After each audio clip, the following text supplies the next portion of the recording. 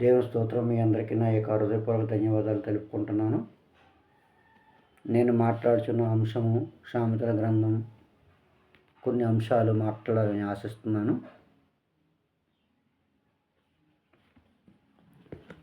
సామెతల గ్రంథం 1వ అధ్యాయం 2వ వచనం నేను చదివి వినిపిస్తున్నాను. జాగ్రత్తగా వినాలని ఆశిస్తున్నాను. జ్ఞానము, ఉపదేశమును, వివేక దండపములను గ్రహించుటకు అని ఈ యొక్క సామెతలు 1వ అధ్యాయం 2వ వచనంలో కనబడుతుంది. జ్ఞానము అంటే ఏమిటి? ఈ జ్ఞానము ఎవరి దగ్గర ఉంది? ఈ జ్ఞానం పొందాలంటే మనం ఏమి చెయ్యాలి అన్నది మనం ఈరోజు తెలుసుకోబోతున్నాము. ఏది సత్యమైనదో, ఏది యోగ్యతైనదో, ఏది న్యాయమైనదో గ్రహించే వివేకము, అవగాహన కలిగి ఉండడమే ఈ యొక్క జ్ఞానమని, ఈ యొక్క జ్ఞానానికి మూలమని మనకి దేవుని వచనాల ద్వారా మనకి తెలుస్తుంది. ఈ జ్ఞానము ఎవరి నుంచి లభిస్తుంది? కేవలము దేవుని నుండే మనకి లభిస్తుంది. ఎవరైతే దేవునిలో భయభక్తులు కలిగి ఆయనకు విధేయులై ఉంటారో వారికి ఈ యొక్క జ్ఞానము గ్రహించే అవకాశము లభిస్తుంది.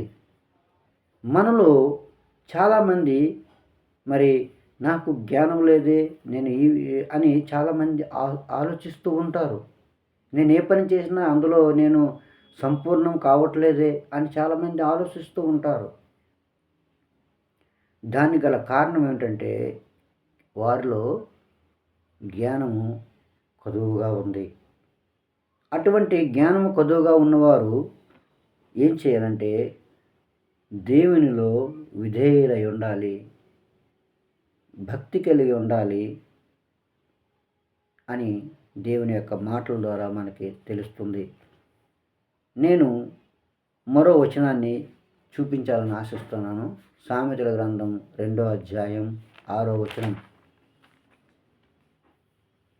2వ అధ్యాయం 6వ వచనంలో ఇలా రాసుంది: యెహోవాయే జ్ఞానం ఇచ్చేవాడు. మనకి జ్ఞానం ఎక్కడి నుంచి వస్తుందండి? యెహోవా ఇస్తారు. ఆయనే, దేవుడే ఇస్తాడు. ఆయన ఇక్కడ రాస్తుంది కదా, యెహోవాయే జ్ఞానం ఇచ్చేవాడు. అంటే యెహోవా తప్ప ఎవరు కూడా జ్ఞానం ఇచ్చేవారు లేరు. కేవలం జ్ఞానమే కాదు, ఆయన తెలివియు వివేచనయు ఆయన నోట నుండి వచ్చును. ఆయన దగ్గర కేవలం జ్ఞానమే కాదు కానీ ఆయన దగ్గర ఏముంది? తెలివి ఉంది, వివేచన కూడా ఆయన దగ్గర ఉంది. ఆయన నోట ఆ యొక్క మాట ఉందని దేవుని యొక్క మాట ద్వారాగా ఆయన మనకి తెలియజేస్తున్నారు. ఆయన యొక్క మాటల ద్వారా మనకి ఈ యొక్క విషయాలను మనకు తెలియజేస్తున్నారు. మరి ఈ యొక్క మాటలు మనం ఆయన దగ్గర పొందాలని నేను ఆశిస్తున్నాను. కనుక మీలో ఎవరైనా మరి జ్ఞానం మీలో కొదువు ఉంటే మరి ఆయన దగ్గరికి వచ్చి ఆయన దగ్గర ఉన్న జ్ఞానాన్ని పొందాలని నేను కోరుకుంటున్నాను.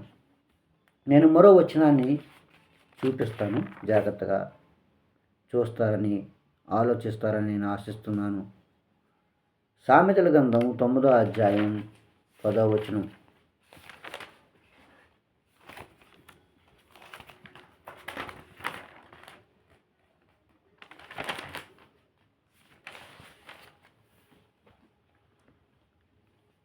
పదవచనం 9వ అధ్యాయం 10వ వచనం. యెహోవా యందు భయభక్తులు కలిగి ఉండటమే జ్ఞానమునకు మూలము. ఈ యొక్క జ్ఞానానికి మూలము ఏమిటంటే ఆయన యందు మనము భయభక్తులు కలిగి ఉండాలి. అలా ఉన్నప్పుడు మనకేమి లభిస్తుందంటే జ్ఞానము లభిస్తుంది. ఈ యొక్క జ్ఞానానికి మూలం ఆయనే. ఆయన ద్వారాగే మనం ఈ యొక్క జ్ఞానాన్ని మనం పొందగలము. మరి ఎవరి ద్వారా కూడా పొందే అవకాశం లేదని ఇక్కడ చాలా స్పష్టంగా రాసుంది. ఏమని రాసుంది? యెహోవా యందు భయభక్తులు కలిగి ఉండటమే జ్ఞానమునకు మూలము. ఆయన యందు మనం ఎప్పుడైతే భయభక్తులు కలిగి ఉంటామో, ఆయనలో ఉండాలని, ఆయన మాటల ద్వారాగా మనం ఎప్పుడైతే నడవాలని మనం అనుకుంటామో, మరి అప్పుడే మనం ఈ యొక్క జ్ఞానాన్ని పొందగలుగుతాము. ఈ యొక్క జ్ఞానం ఎవరి దగ్గర ఉందండి? ఆయన దగ్గరే ఉంది. ఈ యొక్క జ్ఞానానికి మూలం ఎవరండి? ఆయనే. మరి మూలమైన ఆయన దగ్గరే ఈ యొక్క జ్ఞానాన్ని మనం పొందగలం తప్ప మరి ఎవరి ద్వారా కూడా మనం ఈ యొక్క జ్ఞానాన్ని పొందలేము. పరిశుద్ధాత్మ దేవుని గూర్చి తెలివియే వివేచనకు ఆధారము. కేవలము పరిశుద్ధాత్మ దేవుని గూర్చి తెలివియే తెలివినకు ఆధారం. మరి పరిశుద్ధాత్మ దేవుని గూర్చిన తెలివియే వివేచనకు ఆధారం. మనలో ఏముండాలండి? ఏముండాలి? వివేచన ఉండాలి, తెలివి ఉండాలి. అది మనము పొందినప్పుడు, అది మనం తెలుసుకున్నప్పుడు ఆయన మనకేమవుతారు? ఆధారం అవుతారు. మనం మరి పరిశుద్ధాత్మ దేవుని గురించి మనం తెలుసుకోవాలి. ఆయనలో వివేచనకు ఆధారం అని ఇక్కడ మనకి చాలా స్పష్టంగా కనబడుతుంది. కనుక మనకి వివేచన కావాలన్నా మరి ఆయన పరిశుద్ధాత్మ దేవునిగా ఉన్నాడు కాబట్టిగా ఆయన్ని మనము ఆయన ఏ విధంగా అయితే పరిశుద్ధాత్మ కలిగి ఉన్నారో మనము కూడా అదే విధంగా పరిశుద్ధునిగా ఉండాలి అని దేవుడు ఈ యొక్క సాయంకాలం సమయం ముందు కోరుకుంటున్నాడు. కనుక దేవుని పిల్లలారా, మనమందరం కూడా దేవుని యొక్క మాటలను ఆధారం చేసుకొని మన జీవితాలను ఆయన యొక్క పరిశుద్ధాత్మ ద్వారా నడిపించి ముందుకు వెళ్ళాలని ఆశిస్తున్నాను. మీ అందరికీ నా యొక్క హృదయపూర్వక ధన్యవాదాలు.